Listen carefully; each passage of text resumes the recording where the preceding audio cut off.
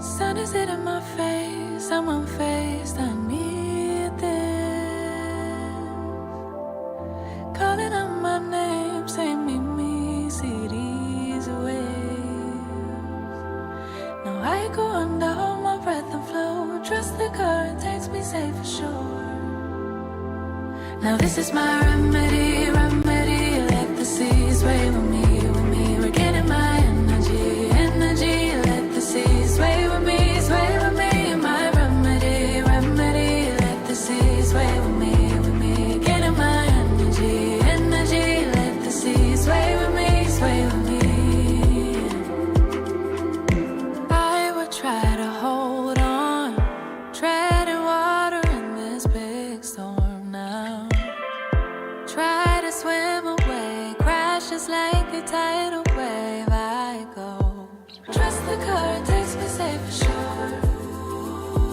Now this is my remedy, remedy. Let the seas sway with me, with me. We're getting my energy, energy. Let the seas sway with me, sway with me. My remedy, remedy. Let the seas sway with me, with me. Getting my energy, energy. Let the seas sway with me, sway with me.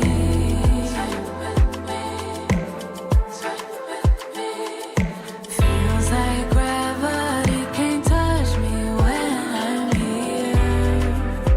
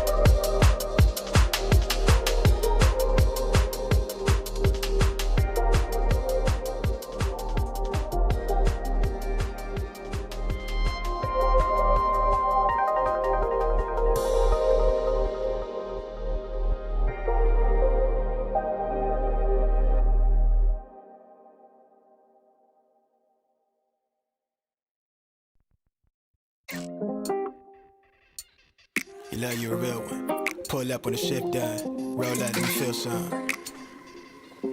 I just wanna feel some. Fall through, let me feel some. Weak spot for the brown eyes. And them low lights glowing on you.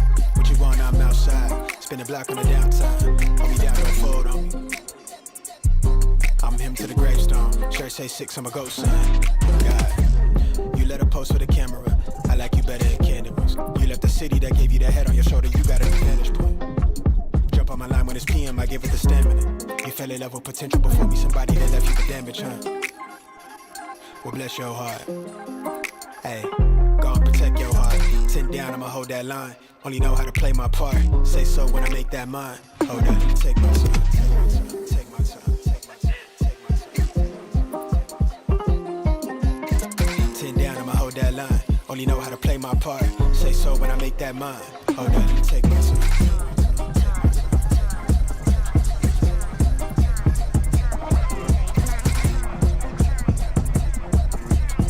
Say so when I make that mine. Hold up, let me take my time.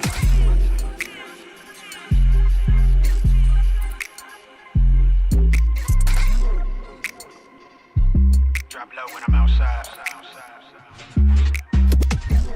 Life will turn out how you make it. Bet I make you feel amazing. Pressing up against that body, turn you to somebody to me, let me face it. Pretty soul, I make a face. How did I go from a stranger to someone you hit up when you need a favor? Drop low on occasion. And I bless that heart. 10 down, I'ma hold that line. Only know how to play my part. Say so when I make that mine. Hold up, let me take my time.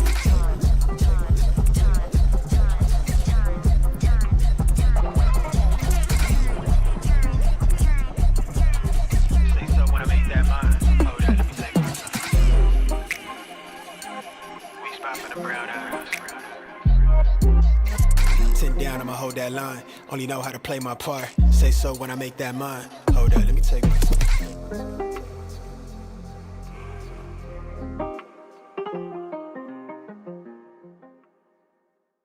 Move out the way like damn. Try to get my van. Lapped up, try to get low for me, baby, no hands. Goddamn, like damn. In the ends, I'm feeling like bam. Throwing bands and it's making them dance. Like, do you know who I am? Stick with me, I got a plan. Try to get my van. Lapped up, try to get low for me, baby, no hands. Goddamn, like damn. Try to get my van. Lapped up, try to get low for me, baby, no hands. Goddamn, like damn. In the ends, I'm feeling like bam.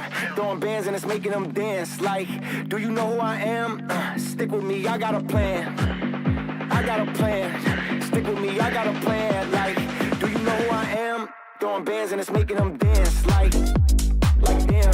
Stick with me, I got a plan. Like damn. Throwing bands and it's making them. Like damn. Stick with me, I got a plan. Like damn.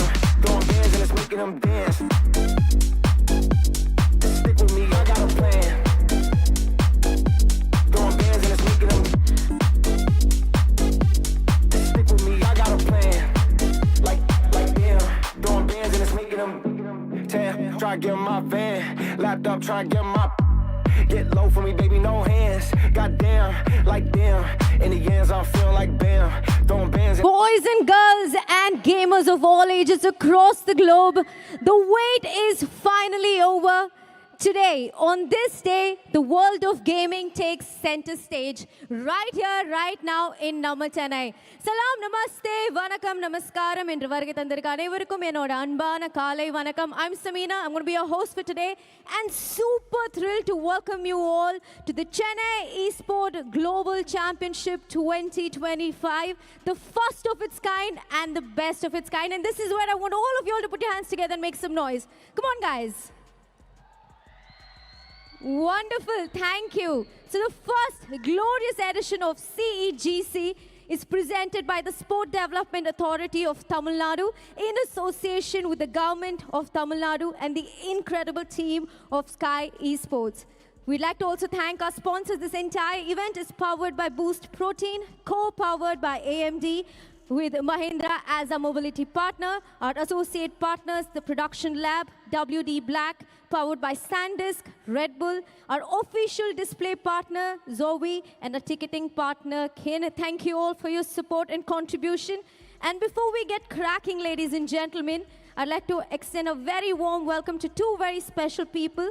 Thiru V. Manigandan, DRO, ST80. Tirumadi L. Sujata, General Manager, ST80. Thank you so much for joining us, and thank you for your guidance and support.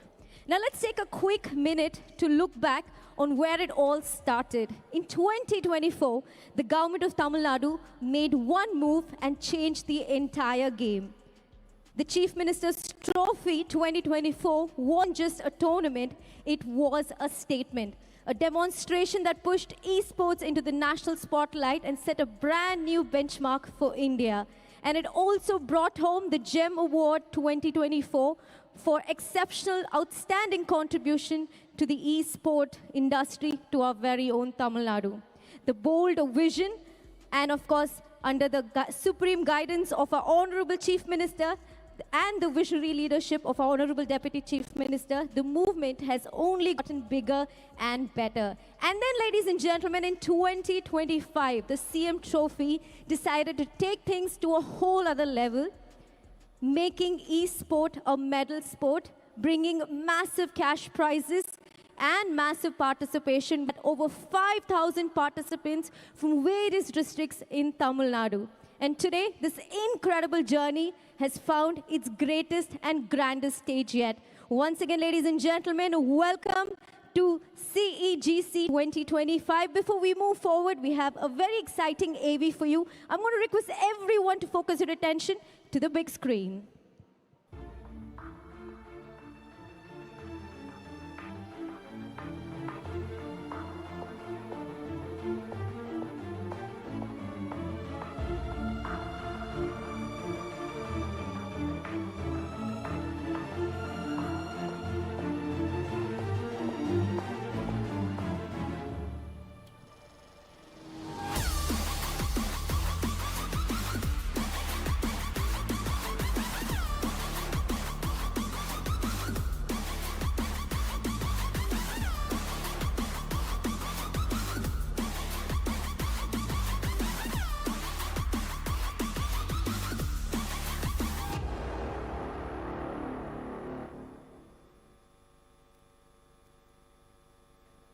Ladies and gentlemen, a brand new era has started with Tamil Nadu leading the charge. How exciting is it for all of us that Tamil Nadu currently, slowly but surely, is becoming the e-sport capital of our country. Can we have a big round of applause to celebrate that? Come on. எல்லாருமே ஒண்ணா சேர்ந்து பலத்த கரகோஷம். Thank you so much. With that, ladies and gentlemen, as you all know, we're going to kickstart our tournament shortly. The stage is set for legends from Europe, Southeast Asia, and our very own India to rise above all and conquer ultimate glory in Counter-Strike 2. Now, before we introduce and welcome our teams, let's talk numbers, because our teams here today are not just fighting for glory, they're also fighting for an incredible cash prize. The championship brings you the best of the best, and it's only fair that we have a cash prize that's worthy of legends. That's right, you heard me. Today we bring to you a prize pool of 1 crore rupees. That's the cash prize that we're looking for. And of course, we're going to have our teams battle it out. And here is how the rewards are stacked up. The first place is in our winner, our champion of Counter-Strike 2, will walk away with a massive $30,000 US. Our runner-up will take home 15,000 USD, and our third place winner will take home 4,000 USD. And there's going to be one MVP, most valuable player of the tournament, who will earn an extra $1,000 US. And that's a total of 50,000 US to win. We have the entire world watching and 6 elite teams that are all set to declare war. All right, are you all ready for our day one, game one? Are you all ready for it? Sattame kano, ellaru excited ah irkingla illaya? Let's try that one more time at the count of 3, 2, 1. Are you all excited? That's the energy we expect from Chennai. With that, ladies and gentlemen, our first series features a thrilling cross-continental clash between Europe and Southeast Asia. Please put your hands together as I welcome our first team straight out of France, bringing you flair and firepower. Ladies and gentlemen, let's hear it for Team Musketeer.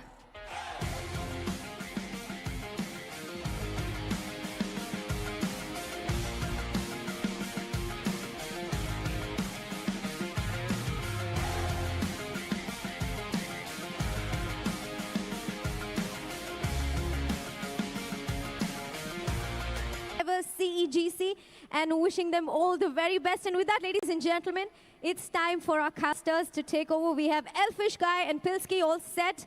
I want to hand it over to you guys. Thank you so much, Samina. Yeah, great introduction, obviously, to the CEGC, and we are pretty stoked to be here as well, Pilsky. It's been a big week of Counter-Strike already for us, so looking forward to diving into what today's match is going to have to offer us. And I like the way that has been set up on the stage, right? There's a lot of conversation around Moscow. Get my energy, let the sea sway with me, sway with me.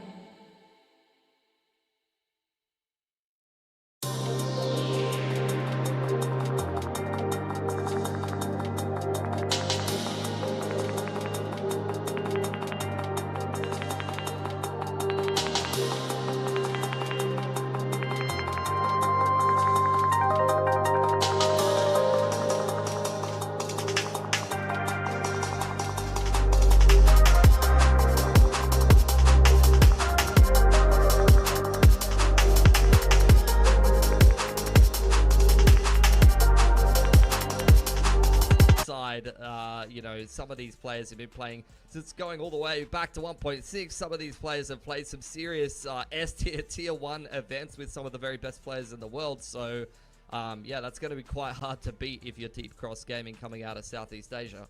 100%. And speaking of, obviously, there's a few interesting regions involved. You know, we can take a look at the tournament format, I guess, and at some point show you guys exactly where things are sitting with regard to the invites, or not so much invites, but more so the qualifications, right? We've got six teams here at the event, so 2 groups of 3, and each group has, you know, a team from Europe, a team from India, and a team from Southeast Asia. And look, I would imagine that the crowd over there in Chennai will be quite keen to watch the Indian teams play. Unfortunately, they'll have to wait a little bit for that because this first matchup does not feature an Indian team, but we'll be looking forward to catching up with them a little bit later. Having a look here at the group stage, I know you mentioned Big coming in as another team that you're kind of keeping an eye on, and I tend to agree. I think looking at this, you know, you'd say Big and Musketeers are probably the 2 teams that will make it to that grand final, but you know, in this day and age of Counter-Strike and the importance of things like VRS and the lack of availability of VRS when it comes to, I mean, look, let's not just be honest, just India, but also Asia, generally speaking. You know, I think actually for these other teams that have qualified through outside of the 2 European big dogs, I suppose, you'll be looking at this has been quite an important tournament for those kinds of teams to try to get themselves into what would most importantly be 3rd place. If you can make it to 3rd place, you can make it into the prize money, and you'd obviously be getting yourself some wins on LAN as well under your belt, and all of that factors into VRS, and that might potentially give you a chance to qualify through to some of those bigger tournaments throughout the rest of the year. So here's the matches that we have got for you today, as we've said, starting off with Musketeers and Deep Cross Gaming. Then we'll get to catch up with Big and Team Nemesis. And later on, again, Deep Cross Gaming will be retaking the stage. They'll be taking on Wicked Gaming, which will be the first time that we get to see an Indian team on the stage. And that team with our favorite Finn. We're a big fan of Finn here, Pilsky. But let's talk about this matchup first to start things off. Musketeers and, of course, Deep Cross Gaming, who, look, I think is a pretty interesting Southeast Asia mixed team, isn't it? It is. Look, I guess we'll start with to talk about Deep Cross a little bit, because a lot of these players on Musketeers don't need too much introduction. Look, you do have... Oh, we'll start with Musketeers, I guess. I mean, you do have Devaduvek. I can't remember the last time I cast Devaduvek. It's more than 5 years ago now. We've seen him playing in, you know, the old Misfits NA mix. He's played in various French teams. This will be another full French roster. Sixer, a player that even towards the end of 1.6 was having some decent results for himself, was playing with some of these French mixers, and Jax is the player that's really gained the most notoriety as a fantastic role player in the Tier 1 scene. But for Deep Cross Gaming, a couple of names that you would probably recognize, being a little bit of a nerd about Asian Counter-Strike yourself, Jordan. Yeah, that's right. I mean, look, obviously the first one would be Waste of Ammo. He's someone that's been kind of kicking around. I want to say the Indonesian scene, but it's not really the Indonesian scene anymore. It's just the Southeast Asian scene. But, you know, he's been doing okay for himself, given the circumstances that he finds himself in. Sort of seen him pop up in a couple of tournaments over the last sort of, let's say 12 months or so. Another notable name for me there would be Clyde. Played on Oni back in Extremes Land, Asia last year. And so he's sort of kicking around as well. I think it's quite exciting to see those two guys getting to sort of have another crack here at another SEA mixed team. But probably the two players that you will really be focusing on for that team in particular will be Wisely and Daymake, those guys coming through from Russia. Daymake, obviously the captain for that team as well. You saw him on the interview, highlighted here as well in the head-to-head matchup against Devo Duvek. But, you know, in saying that, I think it's really, really tough to make an argument that this Deep Cross gaming lineup is really going to be able to have a lot of success against Musketeers. When we just take a look at the match history for these two teams, there's a lot to really break down for Musketeers. And yes, there are a few losses here and there in Tier 2 Europe, but the fact is they are playing in Tier 2 Europe, which is still incredibly strong competition. And Deep Cross Gaming is, I mean, to my knowledge, still a relatively fresh team. You know, maybe the last kind of couple of months they've been put together, so I think it's going to be a lot of catching up to do for those guys. But map veto wise, we kind of go straight down the middle of the map pool with Dust 2 and Inferno to kick things off. Then we do find ourselves onto Nuke as a decider. I don't know that there's a whole lot necessarily to say about this map pool, again, without having much knowledge on Deep Cross Gaming and what they've been doing as a team at all. Very, very difficult to really read into, so we'll kind of keep this Inferno pick in the back of our mind. Or the Dust 2 pick, I suppose. Which way is it going? Yeah, it was Deep Cross that picked Inferno, my bad. Yeah, we'll keep that in mind for like some of the future games and see what they continue to pick into. But look, again, Musketeers going towards Dust 2. It's a map that they've had some success on already. So I think, to be honest, for me personally, it probably doesn't matter necessarily which way this map pool ends up going. I think just the sheer experience and probably even firepower as well for Musketeers will be enough to get them through this matchup 2-0. Yeah, I'd assume that would be the case. I think a lot of the European teams coming in with the edge of just cutting their teeth on better competition, being involved in Counter-Strike in an active scene day to day compared to what we have in Asia, where, you know, there might not be as much competition, there might not be as many tournaments kicking around. It's just the fact of things. But I think Musketeers, looking at them, they're not an unbeatable team. They're not one of these superpower squads coming out of Europe. I think for Deep Cross, particularly if, you know, the Russian duo that are used to playing in that kind of level of competition, and some of these guys that do have a little bit of experience, Waste of Ammo in Asian Minor, if I remember correctly, and, you know, Clyde, Yes. like you said, playing at Extremes LAN, and these kind of events, they have a little bit of experience playing in these LAN tournaments. This is kind of the recipe that they need to put together and hit their, like, ceiling, hit the high level of their game to be able to be competitive here with Musketeers, because some of these guys, like Sixer, for example, even Jax, Duvek, like, we're talking about people that have competed, in Sixer's case, for more than 10 years playing these LAN tournaments. They have more than enough experience to be able to win a game like this. For Jackson, Duvek, you know, plenty of experience for them playing these officials as well. So this is just a team that is packed with, I wouldn't necessarily say superstar names in terms of European Counter-Strike, but very established, well-known, proven players who know their way around a LAN game like this. So undoubtedly one of the favorites for this event. Yeah, indeed. And I guess another tick in the book maybe for Deep Cross is that Daymake has a bit of experience actually in India. As far as I know, he was living there for a little while. I think he was playing on the True Rippers lineup, which was sort of kicking around toward the back end of 2024. If you remember, that was the team that the Australian player Crunchy actually played in as well. So, you know, a bit of a more multinational lineup there. But You know, just in particular the fact that he's kind of like, you know, maybe a little bit more comfortable, you know, on this, like, on foreign soil, I guess I would characterize it as, right? You know, you go to a different country, sometimes you know, you don't know how to get around, you don't know how to get to food and stuff like that. It'll be a little bit easier for him to maybe take the boys around and have a good time there in Chennai, which I'm sure is, you know, all part of the appeal of coming to an event like this. And already looking pretty happy to be there is the lads over there on Deep Cross Gaming. So looking forward to jumping into this game as we are ready to go on Dust 2. Let's see how Musketeers go about this one on their T side as they kick it off on their map pick. Gonna be aggression into lower dark here for Clyde. A bit of a soft crunch towards uppers. Big setup towards the middle of the map here for Deep Cross Gaming. Musketeer is not interested in it. Quick pacing out long, and already an elevator smoke does get deployed, which is going to obscure the cross and allow them up into the site pretty early on here. No nades to break that for the CTs. Well, Zanzu already starting off nicely. Gets himself opening couple of kills. Very happy days for Deep Cross Gaming. They are going to have to give up that A site somewhat. They'll give the plan over to Deva Duvek, so Musketeers at least going to get something out of this one to start things off. But Deep Cross Gaming with every chance of winning this round. They're going to go for the retake by looks of things, primarily through long. The spacing not too fantastic from them, and they will get picked apart as a result. Meanwhile, Deva Duvek just trying to hold onto the site himself. It's back now down to the 1v1. Jax has got that P250 in hand and makes short work of Wisely. So it's all down to Zanzu, who started this round very nicely. He pops his head back up, and he gets the shots through. Deep Cross Gaming, they're going to take round one. This is exactly what you want to see from them. 4K from Zanzu right in the opening round of this game.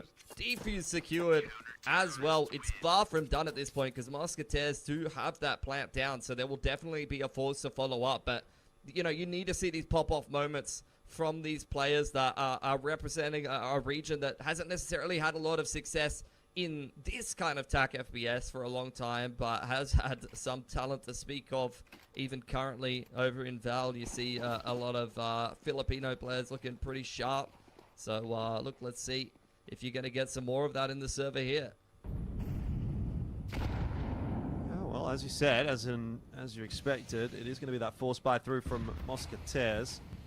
Going to get the Xbox smoke and the mid door smoke and also a short smoke here. So a lot of smokes up in middle. Creeping up Cat. Musketeers a little bit sussed out by the progression smoke here from the CT side. So they're going to take a little bit longer making their way through it. 2 flashes and a singular smoke to be able to get through the rest of the round here. Daymake spotting them out. To flash himself back up onto the line. Forces the turn from Deva Duvek and opens the accounting nicely.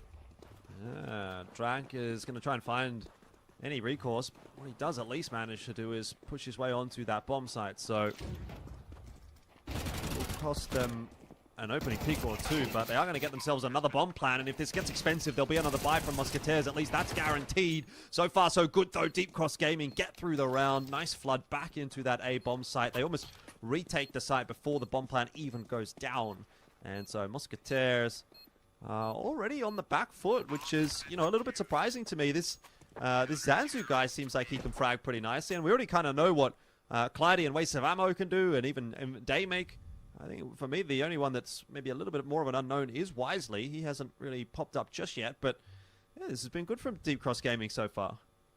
I mean, not really players that I'm familiar with, but at least looking through the history of Daymake and Wisely, it does seem like they're a bit of a duo playing actually with the core of that God's Reign lineup in, you know, ECL and things like that. They're playing with Finn, Rossi, Bavi, and then you've got Daymake and Wisely as the Russian duo with a 3 Indian core. So does seem like, you know, similar to what we've seen in the past on some of the Middle Eastern teams and things like that. You might get like a Russian duo that does, you know, very much play within the Asian scene, depending on where they're from, of course. I mean, some Russian duos do come from, yes, the CIS region and playing in the European scene, but some of these Russian duos as well, coming from Far East Russia, they do, you know, kind of make residence in Asia as a region, being their home region, playing in things like ECL Asia. You've seen many different mixed teams, even recently at one of the minors. You had, who was it? It wasn't minus 72.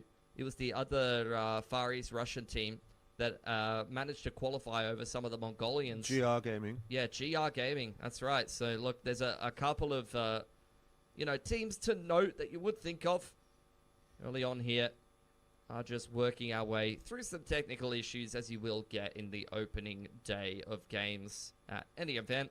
A few little teething issues that we have to sort through before we can keep the action rolling. But look, I totally agree with you. It's a great start for Deep Cross Game. They're definitely on the front foot here, but with another bomb plant and only 2 players surviving, I wouldn't say that the boys over there on Musketeers are going to let that one go lightly. There's going to be some degree of investment here. It's either going to be pistols and light armor to try to catch the timing and keep things expensive, or they might just force again and try to go for broke.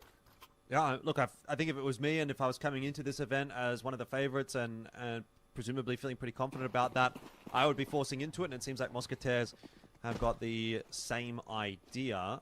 So Drac just going to be jump spotting to see if anyone walks their way into lower. That was something that Deep Cross Gaming did on the pistol round. Hasn't obviously happened in this instance, and that'll allow Jax and Sixer to take that part of the map, and they'll start to look to work middle as a result. They make on the line for the cross. He's feeling here. confident. Yeah, look, Flash is going to hit him straight in the face, though. Barely able to make it away. They know exactly where he is, but they're not going to quite punish him.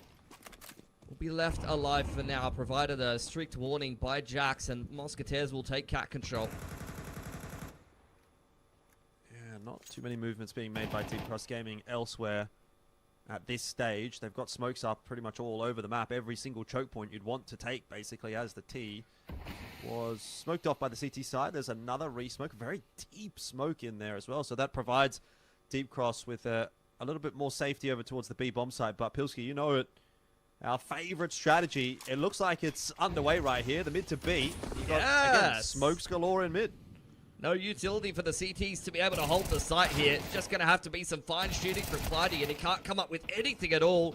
Wisely hiding away in the back of the site. Cleared out by Devaduvek. Daymake wildly trying to scale out of this mid to B smoke, and he's been let go by Drac for now, who was quite low. Just trying to pick the rotations here. Neither one of these teams with too much money as we head towards the tail end of this half. So Daymake is at least making it expensive because there wasn't really too much impact from Deep Cross Gaming outside of that. Yeah, I mean, this was somewhat with the expectation. Unfortunately, the Deep Cross Gaming, it was just a little bit too expensive for them. They gave a little bit too much to Musketeers in those first 2 bomb plants that this opportunity was definitely presented to them, and they're happy to run with it. But yeah, it's a fairly disciplined game, I think, so far from Deep Cross Gaming. It's kind of impressing me already. Like, I didn't come in with super high expectations for this team, right? Because it's a mixed team. They're still only reasonably fresh. I know they've been playing in a couple of qualifiers here and there.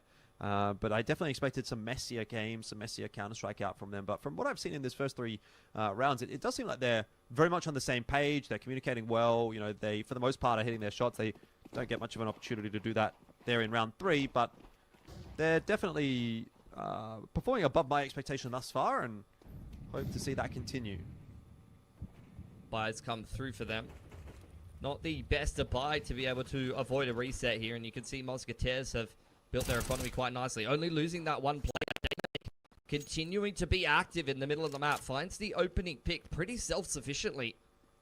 Musketeers not quite dotting their I's and crossing their T's diligently enough. Now will have to make their way through the rest of this round with 1 player down. Yeah, re-smoke into mid. Good teamwork happening from Deep Cross Gaming. They'll just clear out mid together with the assistance of a flash from Wisely. So again, that coordination shining through, but it's going to be the A site that's going to be tested, and it'll be on the shoulders of Daymate to try to do something about that. He actually opts to kind of just give it up. I mean, confident in their retake, which I think is a reasonable stance to have here as Deep Cross Gaming. We saw them retake this side already a couple of times, and it's been pretty solid. So see how they go this time around. Just dodging a little bit of util. Flash goes into short for now to set up Drac for a little bit of a peek. Daymake looking to be the tip of the spear once again as the retake comes in here, Jordan. Oh, nice start for Devo Duvek as he gets that opener onto Daymake, and another fight taken onto waste of ammo. The trades are not coming through quickly enough this time around for Deep Cross Gaming. They just kind of got themselves stuck in the blender, and that is the second on the board for Musketeers, and more importantly, it will be the reset round that Deep Cross Gaming would not have been wanting to see. No, definitely not. have to go back to the drawing board at this point. It was a good start. Couple of good rounds, but we have seen great things from Asian teams in short kind of tastings in the past, and not really the consistency that's needed to keep up with European teams at times. So I'm hoping that this is not an iteration of that, because looking at what Musketeers are putting together, it is only 2 rounds, but they're clean enough to look like their economy is going to build unless the USPs can do some damage here. Oh, well, that's a very aggressive start to the round, and it's gone all the way of Musketeers. I don't hate the idea from Deep Cross Gaming, but running into the firing squad doesn't work out this time. I thought the flash was fantastic. I mean, look, could have maybe hit a couple of extra shots there at the end, but as far as what they brought into that round, some very good damage done off the back of just one piece of utility. I think that was about the best that they could have hoped for out of a round like that. Now the buy will come back through. Util's looking a lot better for the CT side, but as mentioned, they've got to make their way through the T-side economy now. Orps out for 6-up. Quick pacing in towards lowers. They make spotting the line once again. Footsteps will be heard. HE does get deployed, but doesn't really connect on anyone but Track. As Clyde may be looking to harass the cross. Nade open the smoke, but won't find too much there. So Musketeers successfully securing control of Xbox here, and will now start to make their way towards short.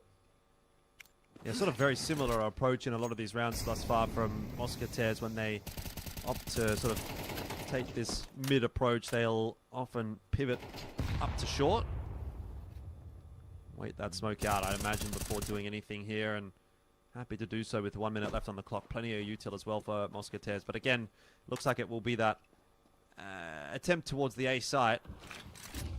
I mean, same can be said for Deep Cross, but the majority of it's being dumped in towards middle, and now this only really counter flashes, not really this stopping power utility that you want to be seeing. Some more mollies on offer. Datemake, as a result, will play a little bit of a riskier off angle here. Avoids the flash from his teammate nicely, and he is very much disrupting Musketeers now, Jordan.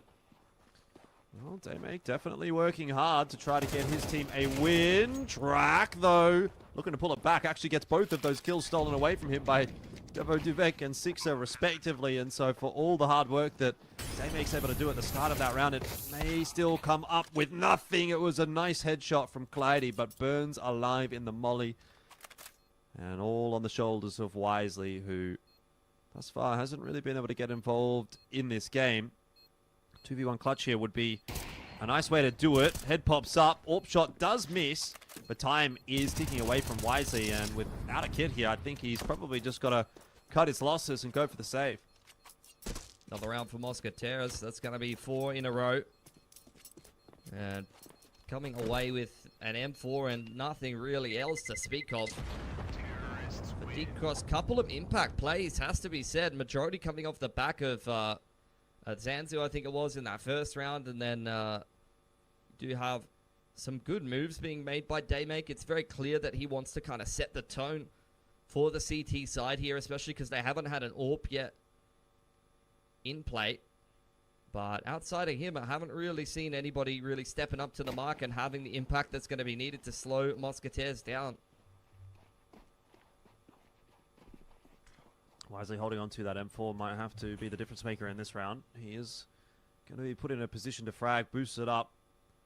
But the mid approach is a little slower this time from Musketeers. I like that as a adaptation, recognizing that Deep Cross are low on money. They know that they've got that saved weapon, so they're going to be up to some funny business, especially after what they saw with that big stack on A long. So they're really just going to take a bit of a more reserved approach here, try to really figure out where is this setup, and they've done a really good job of making sure this is a difficult round for Deep Cross Gaming. Jax, this could be a bit of a risk if he walks through the smoke.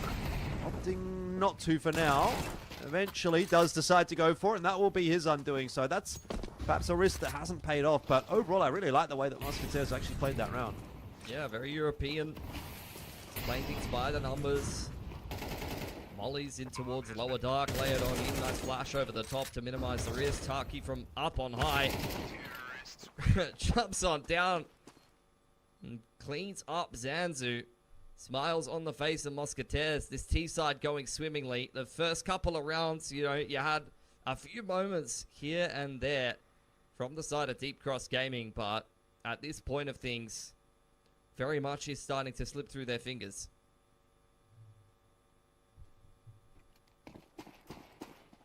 Yeah, 5-2. Yeah, I agree. Looks pretty comfortable at the moment for Musketeers. Money's great too. Daymake's finally got the AWP out though. I'm not surprised that he's the one to wield her, but it's another effective flash from Lower Dark. The same one that booked them last round. Did you see his reaction as well? He's I wasn't looking. not happy. He was not happy with that at all. It was, he's dead, and then he's got both of his hands on his head. I mean, he did kind of just get absolutely obliterated right there, and that's not the way that you want to start this round off as the AWPer. Could be seeing Deep Cross heading back in the direction of another save round pretty soon here, as Musketeers don't look like they're slowing down toward B at all. Clean entry onto Clyde. He's got too much to do, and that'll be another bomb plan for Musketeers. I mean, it's just very standard stuff, really, for Musketeers, isn't it? They're not doing anything that's outside of a standard playbook for any team that's put the effort in. 6 up. Looking to take these last couple of guns away, just being a pest right now. Pegging flashes at them. Calling for the boys to scale straight up mid. Waste of ammo with his arms open, but slips a little. Zanzu at least able to clean 2 more up, but it doesn't really have the same level of impact of how he started off the pistol. They may chilling out a little bit, but there's not much to smile about, unfortunately, for Deep Cross Gaming, unless they can really start to get things back to.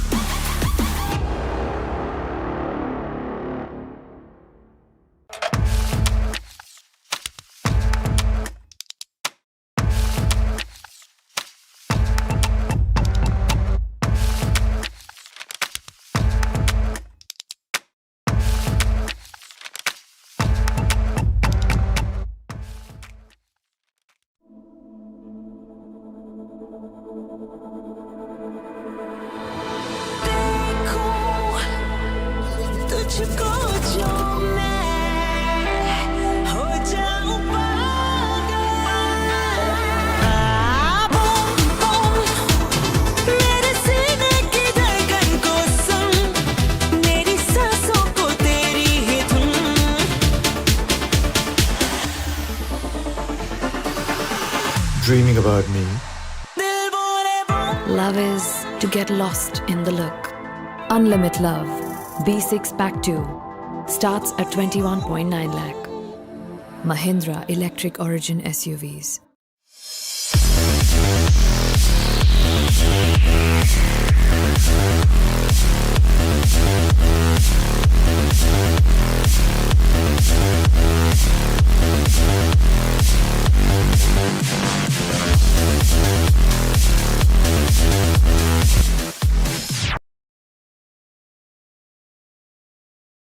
We've come to the final day of action in the semi-finals. The qualifications at stake here for BGMI. Let's start things off at the Sports Development Authority of Tamil Nadu, in association with the Government of Tamil Nadu, presents the Chennai Esports Global Championship 2025 by Skyesports, co-powered by AMD, mobility partner Mahindra, associate partners the Production Lab, WD Black and Red Bull.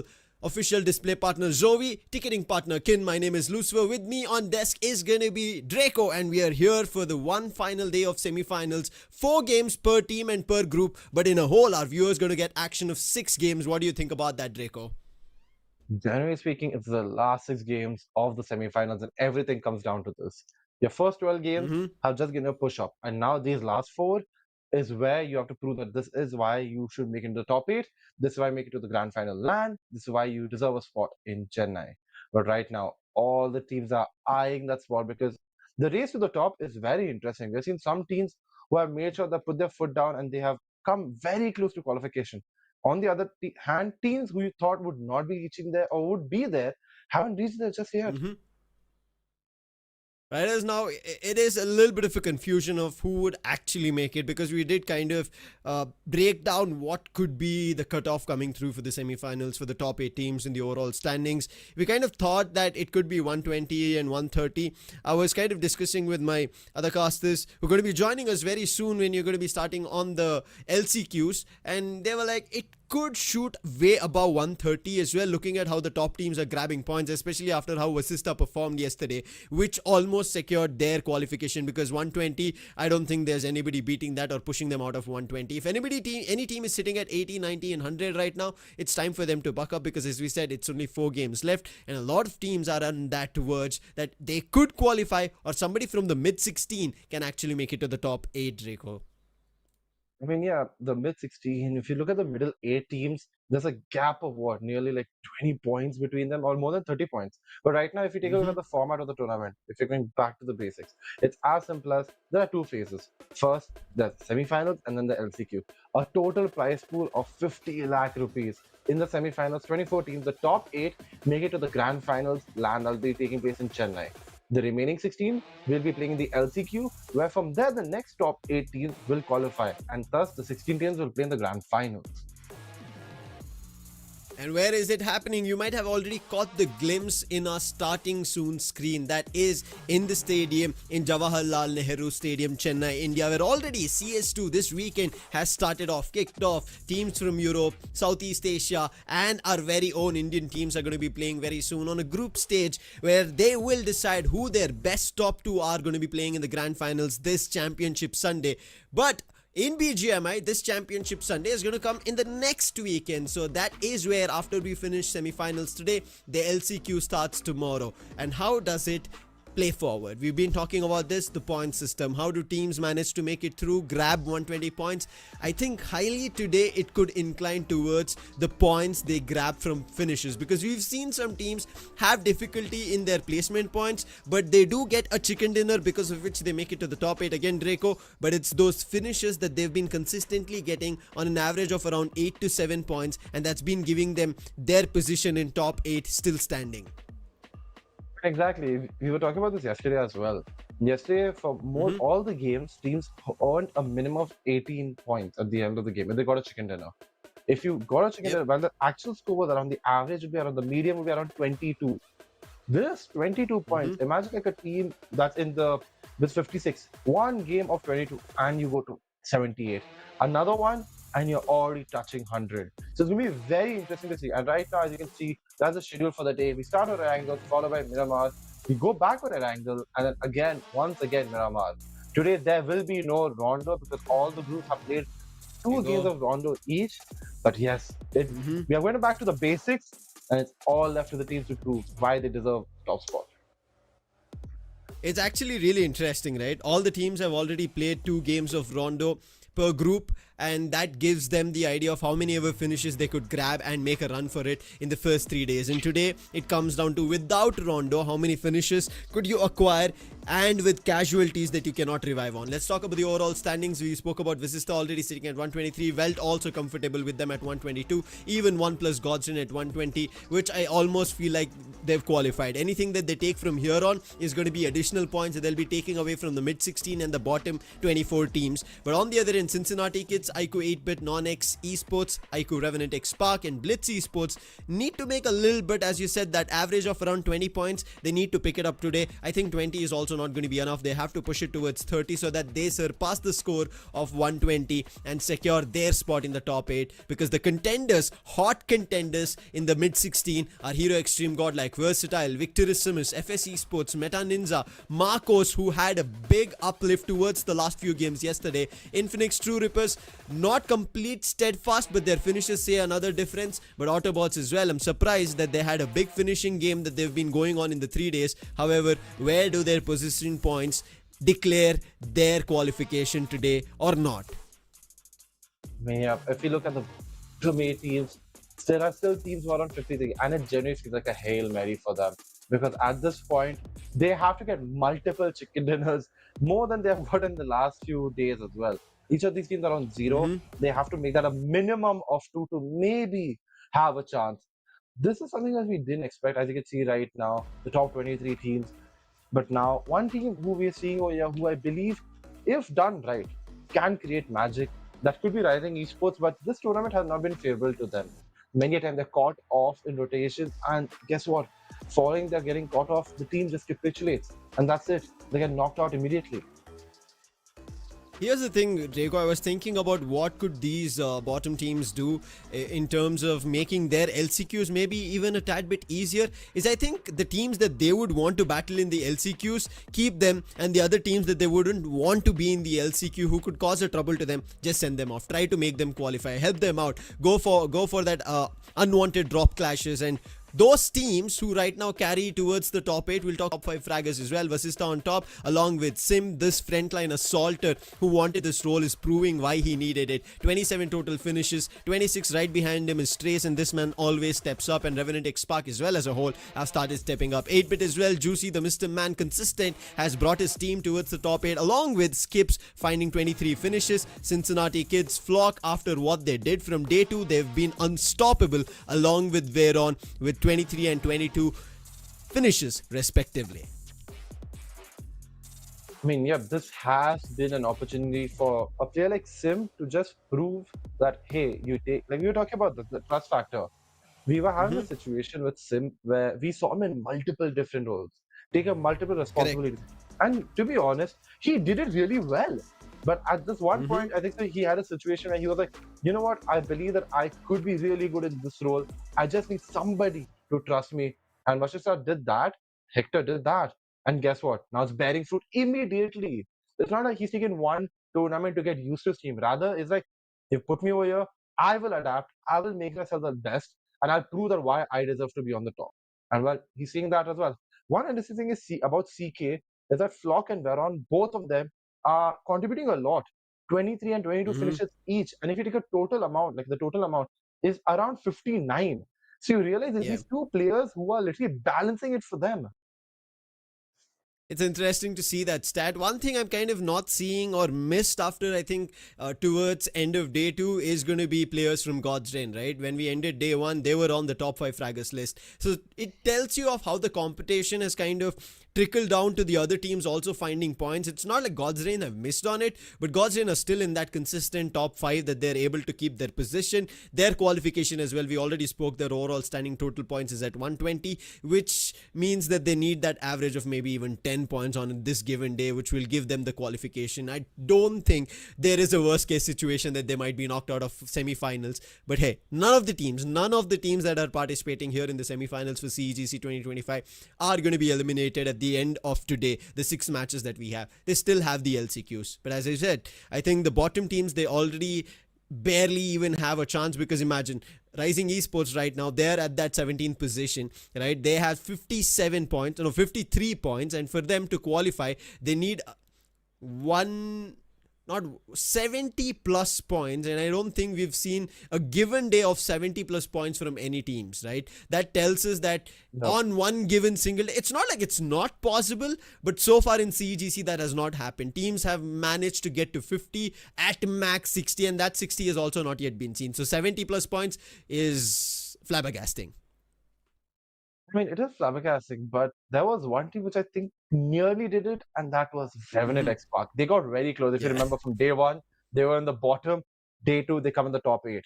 And this team, just to give context for people, they got a winner chicken dinner yesterday. They came second place as well. They did that during day 1 as well, and that built up momentum. And right now, they're the team with the third most total finishes. And who's there on MVP list? Trace God. This guy, while the team has got 70, he's got 26 for himself.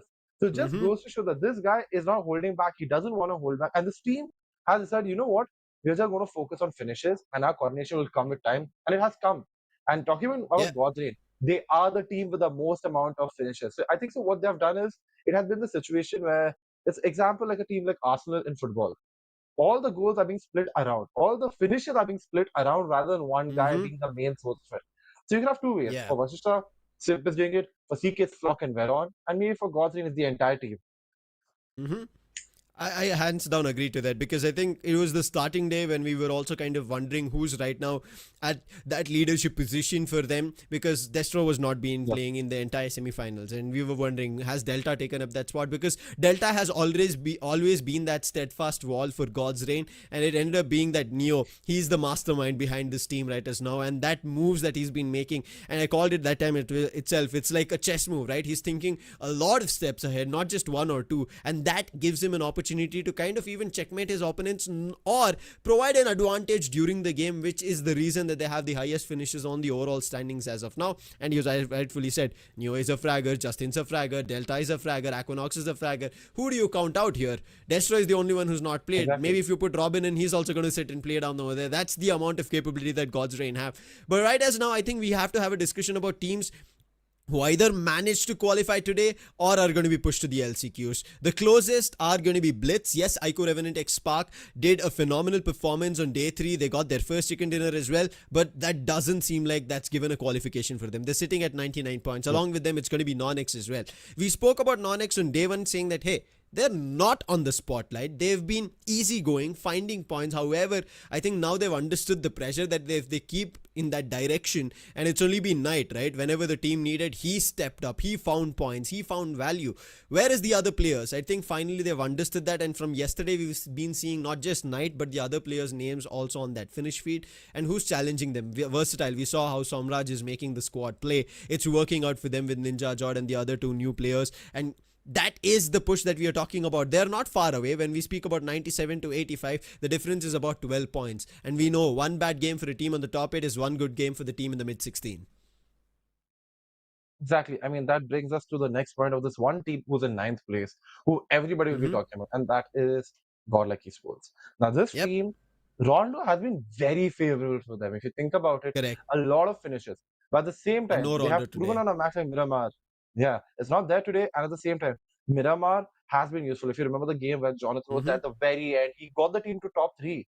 He'll have to repeat that once again, because while this team has 63 finish points, the position points is where they're lacking. Only 22. They do have a chicken dinner, but ideally, you would like to see some form of gameplay where they can first of all bridge that gap from the 85 go to 97, maybe take it up to 120. If the goal is 120 today, I think so they might maybe just maybe make it through, but they have to realize that today they have to focus on the aim duels, they have to focus on confidence, play as a team, make sure the possession points are as high as they can be, and at the same time, not let out on that fragging potential.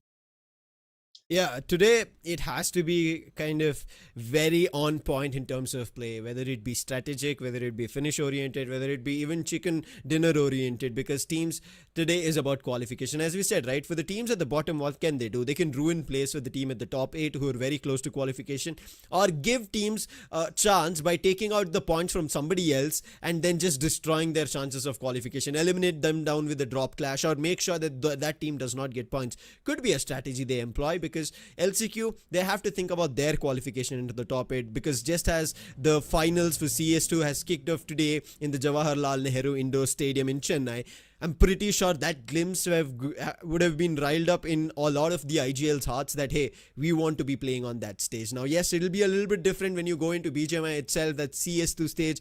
We don't see a lot more players that could be sitting. It's going to be 5 on 1 and another 5 set, but it's going to be 64 players on one place, and that setup will even be more bigger when we come into the grand finals of BGMI. And on top of it, there's already the smash rule that will come into activation during the grand finals. So a lot to think about of how they would kind of get their foot in Chennai, get their way into the grand finals. And I think one team I might see their name in top 8, maybe not in the semi-finals, but for sure in the grand finals, is going to be FS Esports.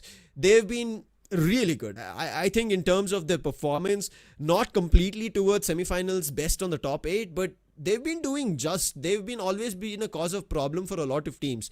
It's just that I think they've not been very consistent. They've been picking points, but that average of 7 points somewhere per game has not been seen. It's been like 1 point or no point at all in a game, and then there's a big point coming in their favor. I mean, yeah, FS has been one team that we spoke in the beginning as well. Like, we talk about this team and be like, hey, they have the opportunity. Same like NONX, same as Blitz, another team that we are like, okay, they have an opportunity. And for these underdogs, for these teams, while they are played in official lands, each land builds their confidence up if they make it to the top 16 of any event. they have to realize that playing in front of the audience, when the light is shining bright upon you, when the roars and the cheers are there, how do you deal with that pressure? Because being at home, you're a bit more comfortable, you're in your boot camp, it's more convenient. The atmosphere around you is what you want. But when you're in a LAN, when you're in a stadium filled with fans cheering, then the trembling of your hands, the palms getting sweaty, you realize that, okay, but for an IGL, for multiple IGL, they want their place with essence and feel this. And for like a team like Blitz and WELT Esports, I think that is what they want. That is what they are aiming for. And they're very close. But they have to make sure that they can just, the last step is here. They have to take that last step and make sure that they have qualified. When you talk about the last steps, the last few games come into mind for me yesterday. One incredible such performance. Again, when you exclaimed about Rondo and Rondo not being there today, could be a different strategy for teams to decide on, and one such team is going to be Marcos Esports. They was close to an option of a chicken dinner, but the numbers were not favoring them, but they were high on finishes. And right as now, they are in a position where they may be able to battle, is what I'm looking forward to, the 14th position. Let's see as we start things off, the first game for the day, if there is a chance. It's going to be an ERANGEL. It's going to be Group A and C fighting it out, meaning the discussion that I just brought about Marcos is not going to play in their favor. They're not going to be playing in this first matchup. It's going to be Group A and C, and we start off with the flight path just above Query, ending at Novo, meaning it's very southern oriented, meaning there could be a lot of clusters at the regions of Gatka, Pachinki, School, Shelter, Mansion, because a lot of teams will drop together just to get their vehicles and move towards Jojo, Severny, Shooting Range, Yasnaya, and that could be easy finishes for some teams. I mean, yes, exactly. This flight path has been very favorable to a team that could be deciding, you know what, we could just go a bit in the south. But right now, a very interesting thing coming right here. I'm seeing like the team of, is that Rishta? Yes, they are going as north as they can. They're going close to a hospital, making sure that, hey, we can get all the loot near Georgiapol. Meanwhile, on the other hand, 8-bit going into military base. This new drop by this team. Whenever we have stated this, whenever GODLIKE is not playing, or if they're not there, it's 8-bit over there. And the team that joins them over there is none other than True Rippers. And what do True Rippers like to collect? A hovercraft. Or two. Yeah. But right now I'm thinking about where the circle is. Yesterday, whenever we kind of predicted it, it ended up being very centrish. But today, as I said already, there is going to be a lot of early finishes that teams are going to look forward to grabbing. And it is happening. This time it is going to be Ninja who managed to find the entire K9 to wipe. But that was all the behest of a knife. And that was just an all-out brawl battle. The fists out, the knives out, all melee weapons that they could maybe grab and have in and around. And at the garage, and this is what I said, just for the vehicle, the battles will happen. And it would give some teams an advantage. But the circle in itself, a big disadvantage for everybody. It's gone complete extreme northeast, even encompassing Kameshki. That tells you that this is going to be an interesting start of the semi-finals last day. I mean, it is an interesting zone, a very interesting one. Teams who are near Mansion, if they want to go, they'll have to push themselves there. But guess what? Aimbot getting the finish on Somay. Metaninja are getting 4 finishes, taking them a bit higher into the run to the top, but another knock coming on Smoker. Anonymous getting that, and guess what? Versatile are now in trouble. They realize that they have to protect Smoker no matter what. A jump coming in, but Stormraj is pushing it, pump shot, and gets it. And my oh my, make that 2 finishes in the name of Team Versatile. They'll have to rep. He's carrying his teammate, making sure that they are in the zone and making sure that they find a compound where they can just revive him.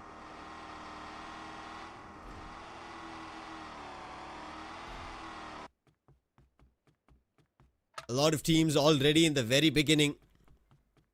One K9, another in Meta Ninja. They already had a casualty while they were battling.